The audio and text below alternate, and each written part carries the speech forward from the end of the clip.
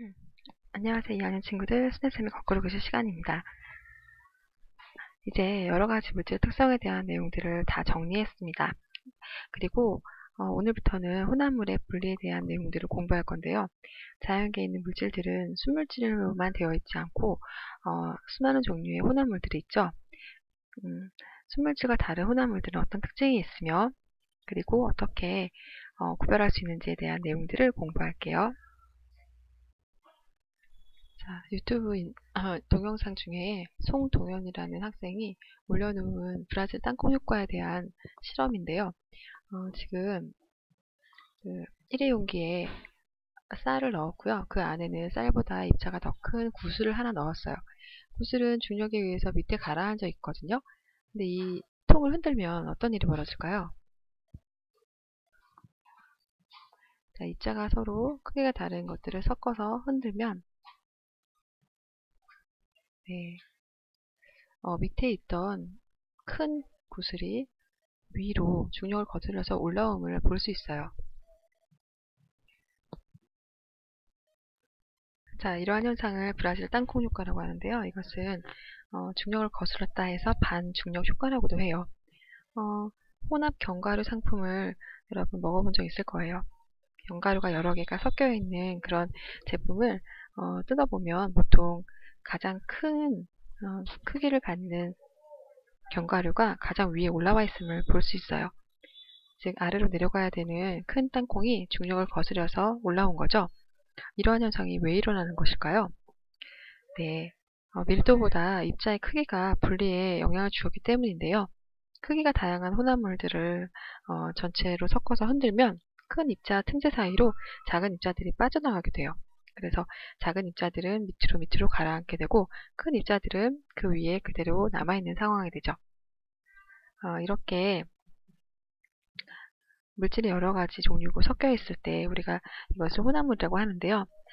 물질은 전에 배웠듯이 순물질과 혼합물로 크게 나눌 수가 있어요. 그렇다면 순물질은 무엇이죠? 네, 한 가지 물질로만 되어 있을 때를 우리가 순물질이라고 하고요. 그런 순물질이 여러 개가 섞여 있을 때를 혼합물이라고 합니다. 순물질의 성질은 그대로 유지가 된다는 특징이 있어요. 그래서 소금이나 설탕물은 순물질에 속하고 소금물, 설탕물과 같이 순물질 두 개를 고르게 섞어 놓으면 이제 혼합물이라고 볼 수 있는 거예요. 자, 우리 주변에 있는 순물질의 예를 좀 들어볼까요? 금속은 순물질에 속하죠. 그래서 알루미늄, 금, 은 이런 것들이 대표적인 금속성 순물질이죠. 기체도 역시 순물질에 속하는데요. 여기는 지금 질소를 액화시켜서 액체 질소를 만들어 놨어요. 그 다음에 수소와 산소가 결합한 물도 순물질이죠. 나트륨 이온과 염화 이온이 만나 결정 구조를 이룬 염화나트륨도 순물질이에요. 우리 주변에서 볼 수 있는 혼합물은 굉장히 다양한데요. 먼저 바닷물은 다양한 성분들이 섞여서 고르게 퍼져 있는 그런 형태로 되어 있죠. 따라서 바닷물도 혼합물이에요. 또 공기는 수많은 기체들이 함께 섞여 있는데 고르게 퍼져 있는 특징이 있죠. 역시 혼합물입니다. 그리고 우유 속에는 지방, 단백질, 칼슘 등의 성분들이 어, 함께 섞여 있기 때문에 우유도 혼합물이에요. 암석도 각각의 광물이나 그리고 뭐 화강암, 그다음에 사당석 등의 어떤 그런 부분들이 다양하게 섞여 있는 혼합물이죠.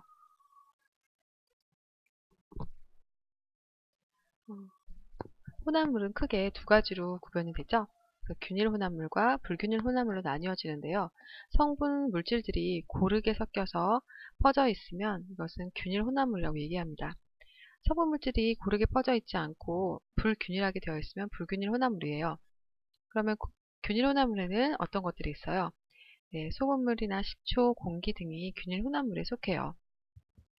성분 물질들이 전체적으로 고르게 퍼져 있기 때문이죠. 불균일 혼합물에는 우유, 흙탕물, 암석 등이 주로 그 예로 들 수가 있습니다. 우유에 들어있는 지방과 단백질은 골고루 퍼져 있지 않고요. 어느 한쪽에 더 불균일적으로 가라앉게 돼요. 따라서 이것은 불균일 혼합물이에요. 순 물질과 혼합물의 입자 모형을 통해서 차이를 비교해 보겠습니다. 설탕, 물은 순 물질입니다. 자, 이 둘이 만나서 설탕물을 이루었어요. 설탕물은 혼합물이죠. 자, 설탕의 입자와 물의 입자가 서로 고르게 섞여 있음을 볼 수 있어요. 하지만 흙탕물인 경우는 물, 그다음에 모래, 그리고 흙 입자들이 불균일하게, 불규칙적으로 섞여 있음을 볼 수 있습니다. 따라서 흙탕물은 설탕물과 다르게 불균일 혼합물인 걸 알 수 있어요. 순물질과 혼합물은 또 다른 어떤 특징들이 있을까요?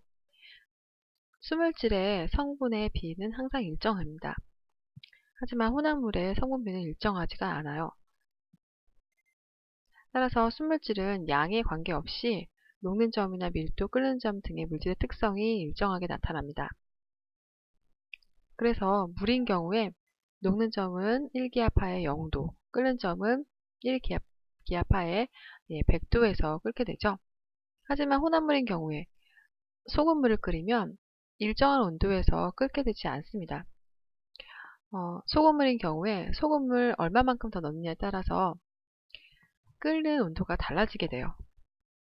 따라서 물질의 특성이 일정하게 나타나지 않습니다. 가열 내각 곡선에서도 큰 차이를 보여주는데요. 순물질인 경우는 상태 변화하는 동안에 온도가 일정해서 수평의 구간이 나타나죠. 하지만 혼합물인 경우는 수평의 구간이 나타나지 않거나 두 군데 이상 나타날 수도 있어요. 순물질은 분리가 불가능해요. 순물질은 열이나 전기를 이용해서 분해를 시켜야 하죠. 즉 분해가 굉장히 어려운 편이에요. 혼합물은 물리적인 방법으로 분리가 가능해요. 채를 이용해서 흙탕물을 걸러줄 수도 있고요. 거름종이 같은 것으로도 걸러질 수 있죠. 네. 또 끓는 점이 다른 것을 이용해서 끓여서 물질을 분리할 수도 있어요. 자, 가열곡선과 냉각곡선을 비교하면서 순물질과 혼합물의 성질을 한번 확인해 볼게요. 물은 순물질이고 소금물은 혼합물이죠. 물은 100도씨에서 끓기 시작해서 상태가 변화하는 동안 수평한 구간이 나타납니다. 소금물은 혼합물이기 때문에 상태 변화하는 동안에 온도가 일정해지지 않고 끓기 시작해도 이렇게 계속적으로 온도가 증가하는 것을 볼 수 있어요. 반면에 소금물이나 물을 냉각시켰을 때는 이와 같은 그래프가 나타나는데요. 순물질인 물이 얼기 시작하면 역시 상태 변화 구간에서는 온도가 일정하게 나타나죠. 하지만 소금물인 경우에 얼기 시작해도 온도는 일정하게 계속 감소하고 있고 수평한 구간이 나타나지 않습니다. 따라서 우리가 그래프를 보면 그 물질이 순물질인지 혼합물인지를 구별할 수 있어요. 그러면 다음과 같은 그래프에서 물은 A, B 중에 어떤 것이 맞을까요? 그렇죠. 그렇습니다. 정답은 A죠. 네, 물은 순물질이므로 상태 변화 구간에서는 온도가 일정한 수평한 부분이 나타나죠. 자, 순물질과 혼합물은 어떻게 이용할까요? 우리는 섞여 있는 물질의 종류와 양에 따라 물질의 특성이 달라지기 때문에 필요에 따라서 여러 가지 물질을 섞어서 혼합물을 만들어 줄 수 있어요.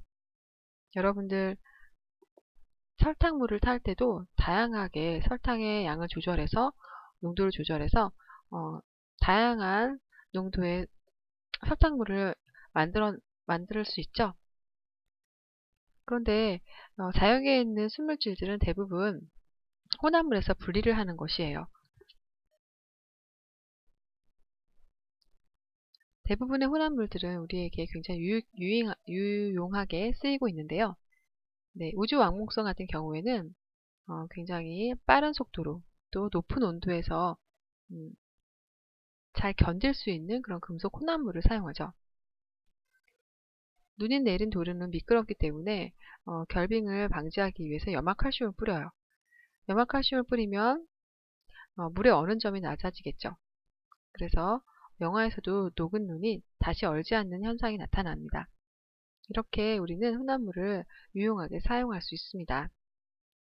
그러면 수업 시간에 여러분들 내용 정리를 통해서 순물질과 혼합물을 확실하게 비교하며 학습을 해보겠습니다. 수고했습니다.